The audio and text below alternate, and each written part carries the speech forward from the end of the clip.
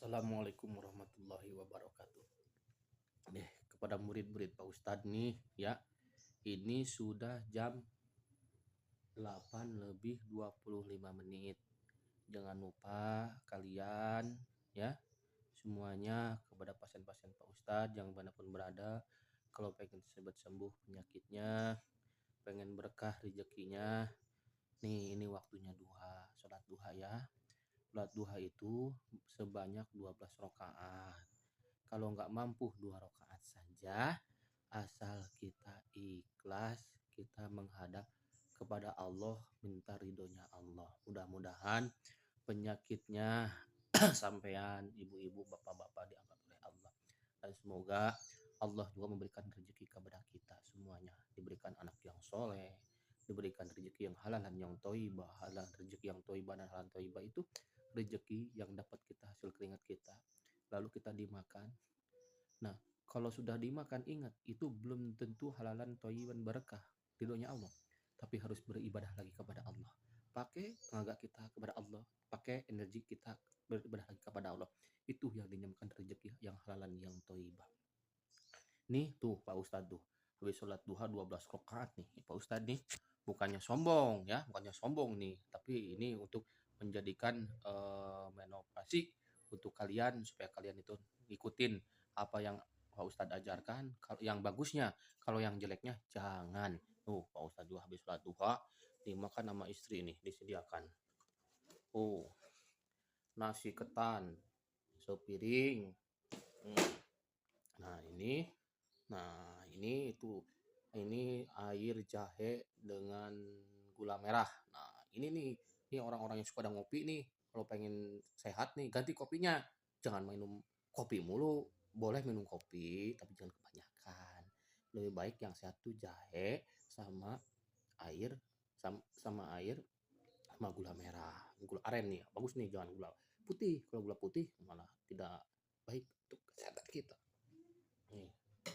Nah, ini ketupat sayurnya tuh, ketupat sayurnya ya. Nah gitu, jadi kita ini diberi rezeki oleh Allah Subhanahu wa Ta'ala, yaitu untuk mendapatkan kekuatan kita. Jangan lupa, jangan hilap mencela sunda mah, kudu beribadah lagi kepada Allah Subhanahu wa Ta'ala. Nah itulah ciri-cirinya hamba yang beriman, ciri-cirinya hamba yang bersyukur apa yang Allah berikan kepada kita. Kata Allah, Adkuruni adkurkum waskuruni walayakpurun. Jika engkau ingat kepadaku, aku pun akan ingat kepadamu. Banyak begitu, banyak hadis. Wa idtadana rabbukum la in syakartum la ajidannakum wa la in kafartum inna ada bila syahid. Kata Allah, barang siapa yang bersyukur kepadaku, kata Allah, maka aku akan nambahkan nikmatku kepadamu. Dan barang siapa orang yang tidak bersyukur kepada Allah, maka Allah akan azab inna ada bila syahid. Sangat berat jamnya. Maka dari itulah, yuk kita manfaatkan hidup kita di dunia, semasih hidup di dunia. Kenapa? Karena kita sudah kalau pulang masuk dalam kubur, kita tidak bisa lagi keluar dari alam kubur. Kenapa? Karena tidak ada lagi manusia yang sudah masuk dalam kubur pengen ke dunia lagi. Bahkan mereka itu, hadirin para muslimin dan muslimat, kalau tahu rintihan dan penyesalannya ahli kubur itu, ya Allah, kata dia, berikanlah kami kesempatan sedikit saja ke dunia, balik lagi, niscaya kami akan berbuat baik dan mengakui kesalahan, pengen bertobat kepadamu. Faroji nana al masolih al mukinun, kata Allah. Kalau orang sesuatu udah masuk ke dalam kubur, maka tidak bisa lagi keluar. Maka dari itulah, yuk kita masih hidup, yuk kita masih diberi kesempatan oleh Allah. Untuk apa? Untuk memperbaiki diri kita, untuk mendidik anak dan istri kita. Kita menjadi seorang pemimpin tuh. Nih sekarang nih, lagi rame-ramenya nih memperebutkan pemimpin. Karelo sih teh. Udah sudah diperebutkan pemimpin mah. Saha we nu jadi eta kurang kudu dipatuhi pemimpin nya. Ulah sok pihak ieu pihak itu. Namun urang ayeuna berpihak ka hiji pihak, berarti urang ijid ka nu pihak nu lain. Tah sebagai orang Sunda, sebagai orang muslim, sebagai orang hambanya Allah dan mengaku orang teh keturunan Kangjeng Nabi Muhammad SAW, keturunan nenek moyang kita semuanya, Adam alaihissalam, terus kita Siti Hawa, kita semuanya semasih berbentuk manusia, Semasih berbentuk manusia itulah saudara kita. Mohon maaf nih, mohon maaf. Orang Islam jangan selalu berkata, orang non mah bukan saudara kita. Ingat, ingat. Baca sejarah ketika Allah menciptakan manusia. Cuman hanya Adam dan Hawa. Tidak ada Idun kan? Kecuali kalau ada dua, Adam dan Idun. Barulah kita berpikir, kita ini Allah menciptakan satu Adam, satu Hawa, manusia. Itu berkembang biak. Semuanya kita juga nih Habib, turunan Habib. Ini jadi Habib nih, jadi ustad dengan bangga kalian. Dengan gelar kalian seorang Habib. Tidak ada Habib, tidak ada seorang ustad. Habib berteriak-teriak kasar segala macam. Nih, kalau hidup itu manusia itu, kalau kamu itu dekat dengan Kanjeng Nabi Muhammad, kamu memberikan berbicara dengan kata-kata yang kasar dan keras. Dicewer sia teh. Ngaku Habib. Cik atuh. Sia teh kudu mardikir. Tapi orang sebagai manusia yang lebih tinggi ilmunya, mungkin karena Habib mah udah hidupnya juga selalu menggunakan zikirnya kepada Allah dan kepada Rasulnya, kita harus menghargai kepada seorang Habib. Tabiin semuanya. Jangan kita membenci kepada seorang keturunan Nabi Kanjeng Nabi Muhammad SAW. Jangan pernah nyakiti keturunan Kanjeng Nabi Muhammad SAW. Niscaya kita kelak nanti tidak akan mendapatkan syafaatul ummah dari Kanjeng Nabi Muhammad SAW. Maka dari itulah mari kita sayangi Habib-Habib, para ustadz-ustadz, para kiai, semuanya kita sayangi. Bahkan orang yang bermaksiat pun juga kita sayangi. Kenapa? Karena disitulah jati dirinya manusia sungguhnya. Al-Quran itu hanyalah pandoman. Isinya apa? Akhlakul karimah. Kalau kita membaca sejarah zaman dulu Kanjeng Nabi Muhammad SAW, kita ada suatu kisah.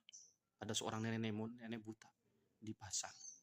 Lalu seorang nenek itu, dia benci kepada Nabi Muhammad, benci kepada agama kita Islam. Tapi Kanjeng Nabi Muhammad SAW tidak membencinya, dibalas dengan kasih sayang, bukan membencinya. Bukan membencinya. Nenek itu sangat buta, tapi karena kasih sayangnya Kanjeng Nabi Muhammad selalu memberikan makan kepada nenek tersebut. Sampai-sampai nenek-nenek tersebut mengatakan, berbicara, jangan dekat-dekat dengan Nabi Muhammad. Karena si Muhammad adalah orang yang gila, yang sesat. Jangan sekali-kali kamu mengikuti agamanya. Itu agama sesat. Padahal yang dia ucapkan itu bukan kepada orang lain. Padahal itu kepada Kanjeng Nabi besar kita Muhammad SAW. Marah tidak? Kanjeng Nabi kita? Tidak. Benci tidak? Tidak. Itulah sifat-sifatnya Kanjeng Nabi Muhammad. Jangan sampai kamu solawat. Sia itu bener. Solawat naon sia solawat. Masih karena izin kan jelema itu berbuat dosa. Justru orang yang berbuat dosa itu kita sayangi, kita cintai. Perempuan-perempuan yang ahli berzina, yang ujah dirinya. Bukan kita benci. Kalian Ustad sia sok cemen sieun pisan naon teh podi teh sia borangan ustad ceramah mah di masjid sia teh cuma di masjid doang nyaraho ieunan ka Allah tuh ceramah mah mun sia wani jeung aing hayang ngilu ka diskotik tinggalikeun tah baranerkeun mah jelema nu kana ditu ingetkeun mah jelema nu kaditu Allah tapi sia borangan sia ustad sieun paeh ku kopit sieun paeh sia. Makanya ada satu sok izin ke jelema anu sok buat bermaksiat teh. Rasa geuleuh. Sia dina izin dan geuleuh ge merasa sia teh bener. Tadi jelema bener teh merasa dia sombong, tah sombongnya saha anu boga sifat? Setan, syaiton. Tah dengekeun sia carli sia. Sing pareunna sia teh ibadah teh. Ulah sok jungkel Allahu akbar. Nah, ari kalakuan sia leuwih iblis ya leuwih setan. Cig atuh sia teh ustad sia teh. Ulah sok ngadu dombakeun bae. Geus ayeuna mah bersatu orang teh, bersatu untuk majunya Indonesia, bersatunya untuk mengingatkan hambanya Allah yang lupa, mengingatkan umatnya Kanjeng Nabi Muhammad kita Muhammad SAW.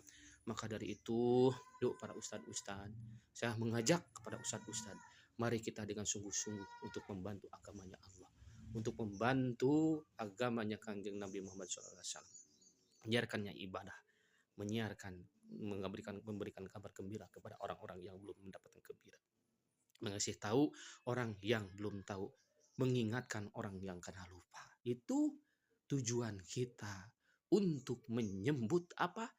La ilaha illallah, tidak Tuhan selain Allah, Muhammadlah utusan Allah. Maka dari